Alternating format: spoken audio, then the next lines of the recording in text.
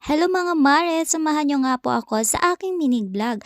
Ngayon nga ay nakapasok na sa paaralan ng aking mga anak. Oo mga mare, nakapasok na sila kaya naman pwede na akong magligpit. At inuna ko na nga po magligpit dito sa aming mga higaan. Ewan ko ba, mas may peace of mind ka talaga maglinis kung mag-isa ka na lang sa bahay? O mga mare, kayo din ba ay ganito? Mas gustong mag-isa pag naglilinis ng bahay?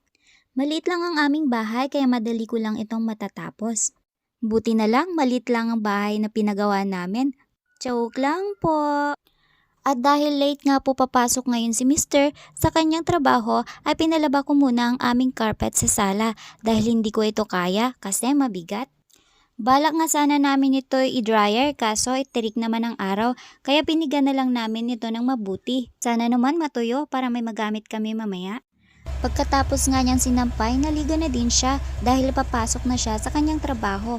Mag-isa na nga ako na naman dito sa bahay. Papasok na sana ako sa loob kaso napansin ko yung halaman ko. Kaya diniligan ko muna. Hindi kasi ako plantita, kaya okay na ako sa dalawang halaman. Hiningi ko nga lang din ito at pinalitan ko lang ang paso.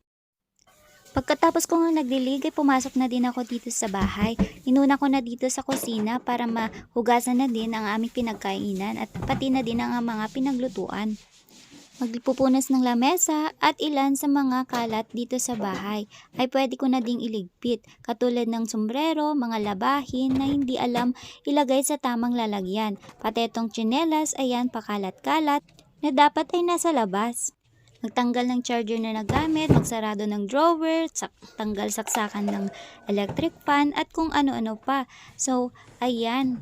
Chinecheck ko talaga ang mga yan dahil hindi sila marunong magtanggal ng mga saksakan. At meron na naman akong nakita dito, ayan, short ng panganay ko, hindi alam ilagay sa tamang lalagyan. Ang susunod naman po dito ay magwawalis na lang po ako. Sabi ko nga sa inyo, maliit lang ang aming bahay, kaya mabilis ko lang ito matatapos. Maliliit lang din po ang aming kwarto, kaya konti lang ang aking wawalisan. Ito nga lang po usually ang aking ginagawa araw-araw dahil ang paglilinis ko po, ang pagpupunas ay once a week nga lang po. Minsan pa nga umaabot ng once a month. At ang pag-aagyo naman po sa taas, nakadepende po yun pag madami ng agyo. Minsan nga si Mister nga po ang gumagawa nun. Kaya nga very thankful din ako sa aking asawa dahil natutulungan niya ako sa ilan sa mga gawain dito sa aming bahay. Dito nga namin nilalagay yung aming carpet na nilabhan kanina ni Mister. Ginagamit namin yon habang nanonood ng TV. Dito din kasi naglalaro yung aking mga anak. Pagkatapos ko nga po maglinis ay maliligo na din po ako. Maya-maya kasi susundin ko na din yung mga bata. Hindi ko kasi sila pinagbabaon kaya umuuwi sila ng tanghali. At mas gusto ko yon para may kasama akong kumain ng tanghali.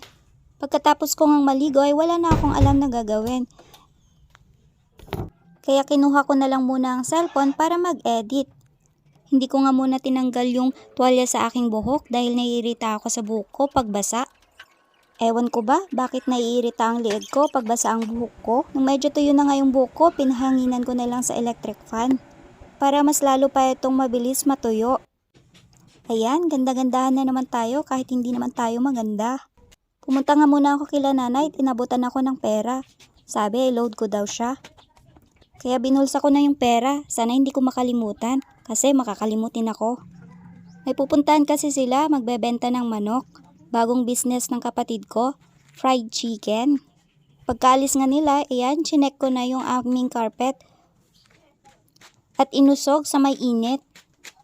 At dahil ako na nga lang ang tao dito sa compound namin, ayan, babalik na ako sa aming bahay. Ganda-gandahan na naman ang peg. Ayan, magsasarado na ako ng pinto dahil mag-isa na lang ako dito. Sumilip nga ako sa bintana dahil may taong dumating dahil hindi naman ako ang hinahanap kaya sumilip lang ako. Pagpatak nga po ng alas 11, magsusundo na ako. Ito nga pala ang aming service. Ito ang ginagamit ko sa paghatid sundo ng aking mga anak. On the way na nga po ako sa kanilang paaralan. Pagdating ko nga sa kanilang paaralan ay sakto, papalabas na din sila.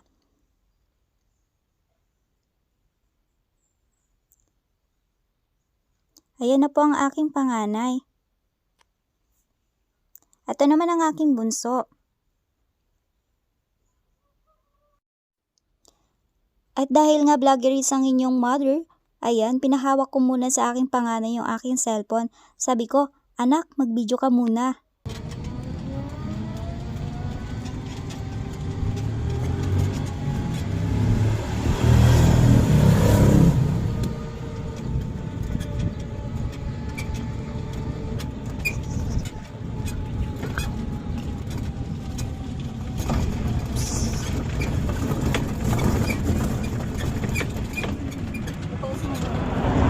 Dumaan na nga lang din kami ng ulam kay Ate Mila para hindi na ako magluto ng ulam.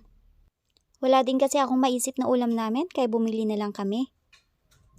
Para pagdating namin sa bahay, kakain na lang sila. Nagsaing na lang din ako kanina bago ako magsundo. Para sakto pag-uwi namin, luto na yung aming kanin.